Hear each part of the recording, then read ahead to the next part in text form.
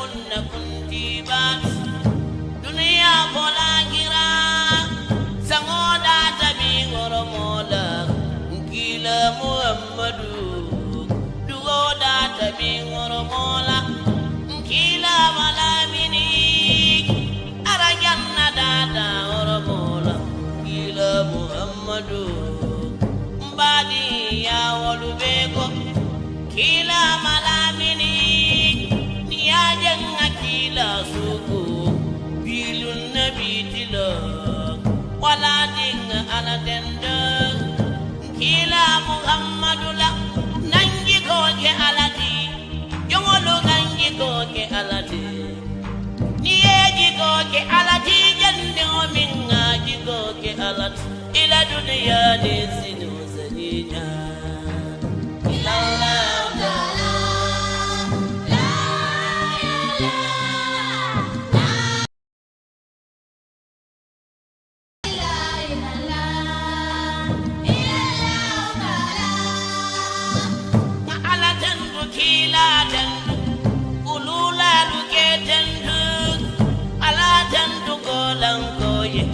Patungan na morfo alanga jisidi ya oe darami idin sene ala yeso ngani yo bola wala timbe jinke jisidi ya oe lonna la manzage elaga jisidi ya darami ko kono Baba moro seyara mufa ala fonki papa mae moro yenadua asa darami balem moro konadua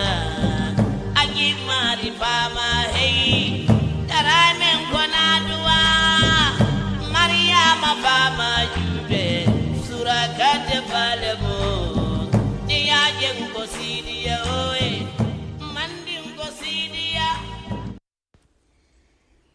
Good evening and welcome to today's news review. You live on Mamos Radio. I'm your host, Rohi Konatige.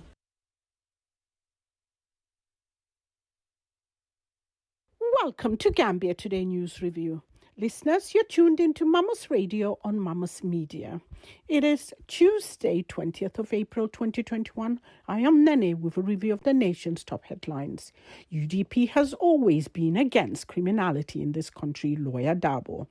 The Secretary General and Party Leader of the United Democratic Party, UDP, Usainu Dabo, has said that UDP has always been against criminality in this country, particularly the use of substances that are harmful to individuals. Speaking Monday during a press conference at his office along Kairaba Avenue, following reports that the Security Patrol Task Force, comprising different security units, intercepted some suspected cannabis. Quote, "In my career as a lawyer, I categorically refuse defending anyone charged with drug cases, and as a result, we're not claiming innocence on the part of the gentleman because he has made his point clear that no drug was with him and he is innocent," quote, he noted. GCCPC study blames village heads for frequent land disputes. A recent study by the Gambia Competition and Consumer Protection Commission, GCCPC, on the state of consumer welfare in the real estate industry has accused some alcalos, village heads, for being responsible for consumers' inability to have access to their official transfer documents or properties after making full payments. According to the study, some of the alcalos do not take due diligence to obtain proof of ownership of the properties, or if the land to be sold is a reserved land for social amenities or other purpose different from residential. Quote, "Some alcalos have the reputation of wanting to make money by reselling land they know belongs to another," unquote, the study revealed. Victim Center boss threatens dire consequences if Jammeh returns. The chairman, board of directors of the Gambia Center for Victims of Human Rights Violations, Sheriff Mohammed Kijera, has said there were ongoing tactics and efforts to ensure that former President Yahya Jammeh returns to this country, which he said would be disastrous for the country and Jammeh himself. Kijera made the remarks during a press conference last Friday, adding that if those rumors materialize, the victims will take to the streets. He said the victims' families and loved ones would also take it to the streets, including patriotic Gambians who should resort to the unthinkable and therefore make the country ungovernable until Jammeh is arrested and brought to justice. 408 people arrested since the establishment of Operation Zero Crime. The Gambia security agents have arrested a total number of 408 people for allegedly involving in various criminal activities in the country since the establishment of a unit called Operation Zero Crime.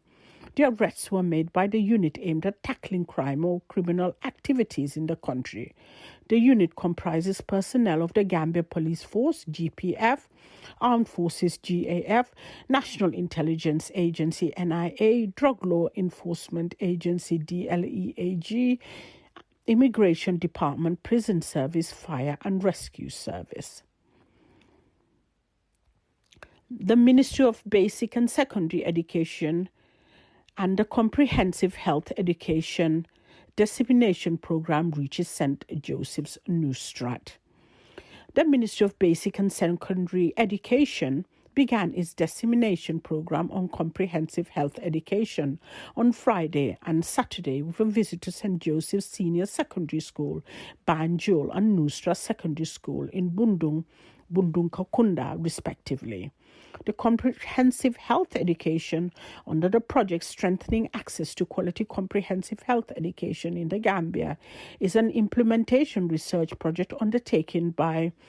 the ministry with funding from International Development Research Center. It is meant to enlighten and educate in and out of school students on adolescent sexual and reproductive health. 43 schools will benefit from the dissemination process of the comprehensive health education research findings.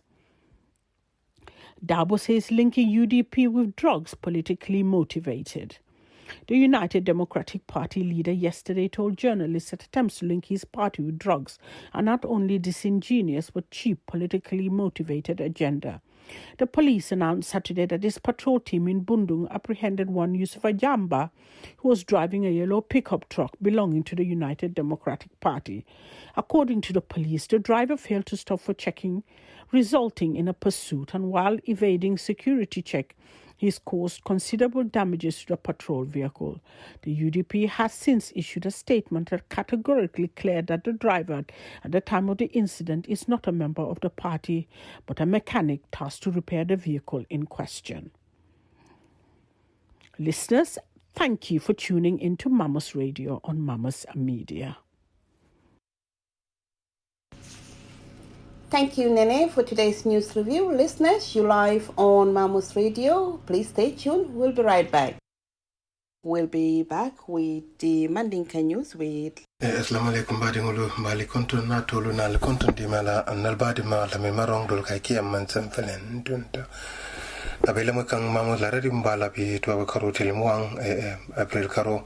2021 janinka kibaro futandal ma fonsi kafolo ne Bulletin to meni alonko kan sembentu ya fanna bela min kono trade kam la kafuba be tentula kafola nyaton kul kafodingolu be dawda be doku kenno menna nene on Mamos Media fa Gambia la lokula luka fodingolu bebe tentula na namoy lal men yanon ko be dunia fanna jamala ikan sembentu ya fawato bela nembe kibarul dila anina dokula membe Gambia bantala mba flebe ala barka bake alla doku kendola semenke nga kibaro fa ngodialla Inyitembola iko UDP mea lonko iko watulu ila moto mea lonko waletumi iko taile jakono anu menkera UDP fangoti ila nyatun ko info menkera honorable laya Usenu Dabo ayimbayi ako ntolngana na UDP lota dalilo menkama nina raka criminal yake waranka tapale yake waranka kuku kamea na luwa manta na lonkango yo baile pirintumo mena UDP lota anin sain tema anu ngata honorable lawyer Usain Dabo atlemo secretary general ti anu ngata fanamu patonyina e patinyina nyaton koti anyi fo ko UDP lota lonkan julo men kan mobe sediyata la ko UDP mo kafuleti waran patilete me ya lonko ni nata tapale yala wara criminal yala fenne me ya lonko ya bayle an femfeng me ya lonko ni nata mafin sirerngol la fengola fenne me ya lonko ye kodi yala le an fenne me ya lonko iboka amafon jibe yo bayle ako sako mafeng me ya lonko aka hamadingol batande nyum kuta me ya lonko kafonyin e bawlo birin kafonyin lota ni bitema abe in kachanyin ke kan ni tenen tambila tumumena anin kibar talal be kaja ke kan ala ofiso yin tumbe Kairava Avenue anyim banke ako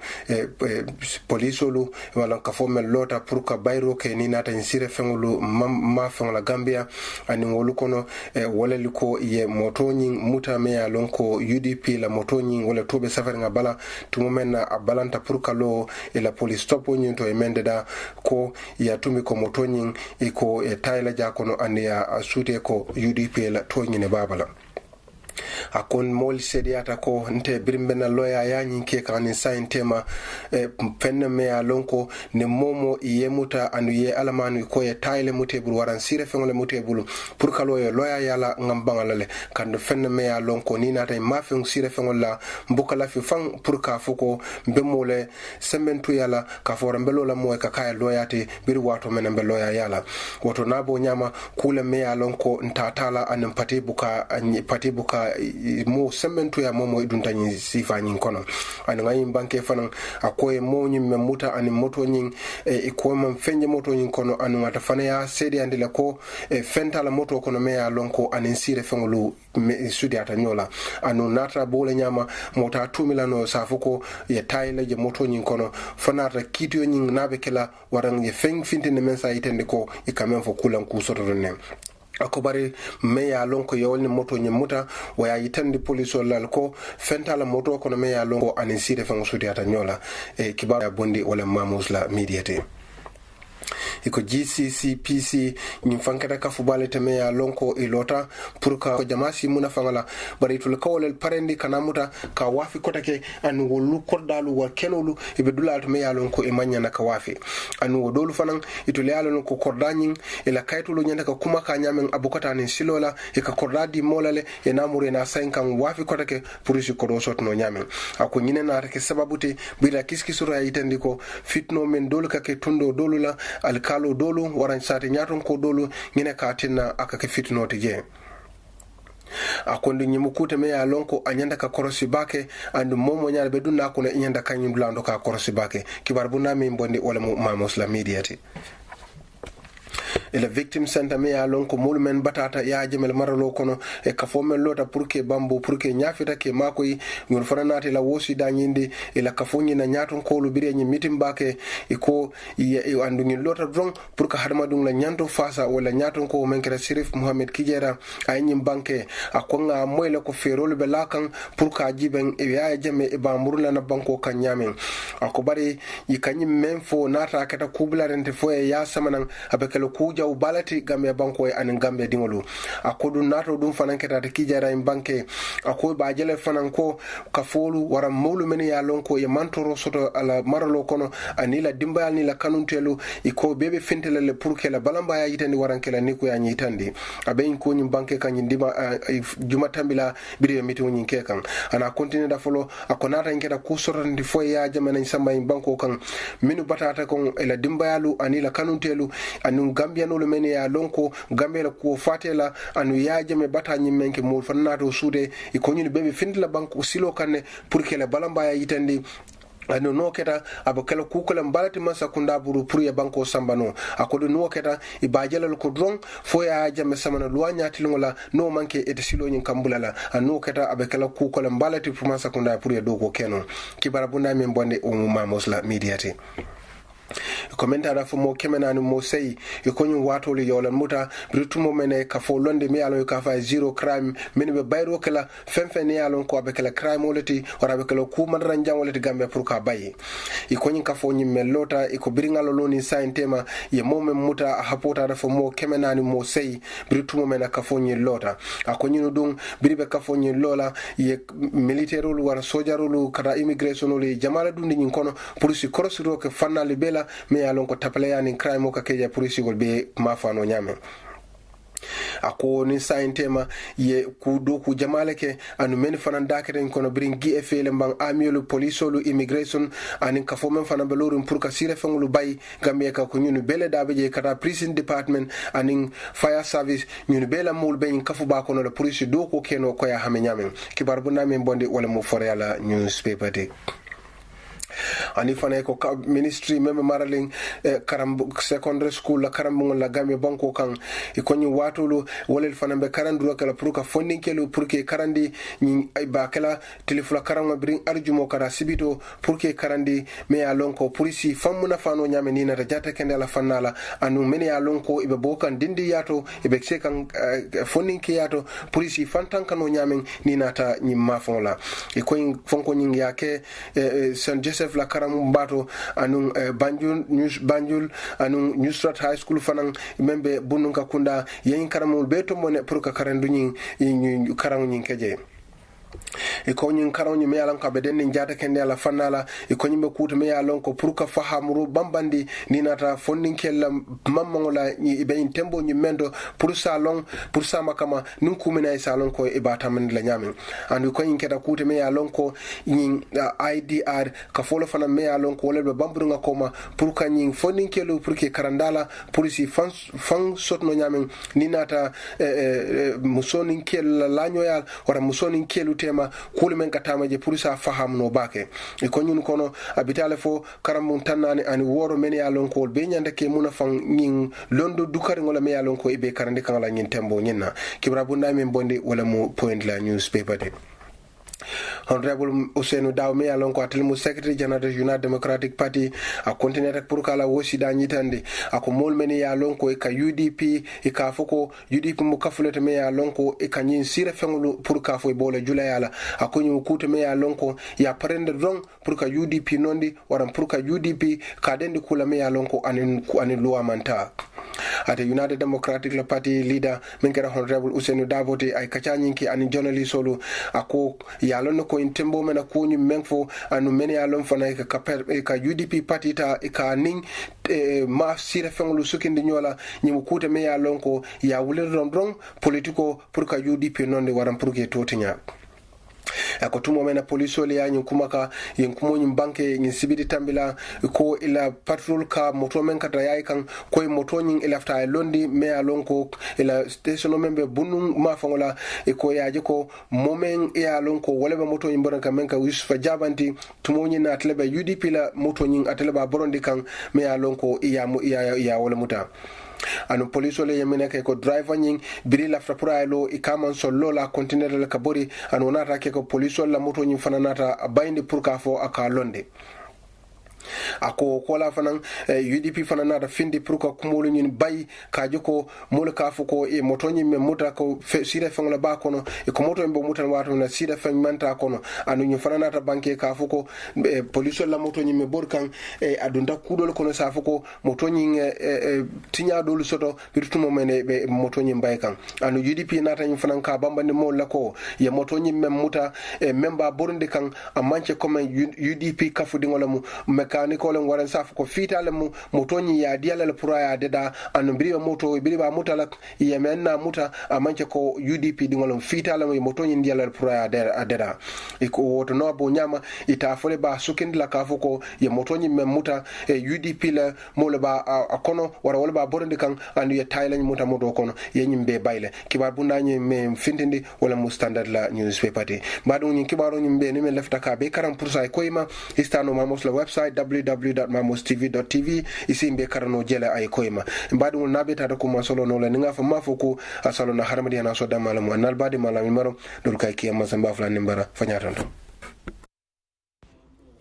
Thank you, listeners. That was the end of tonight's news review.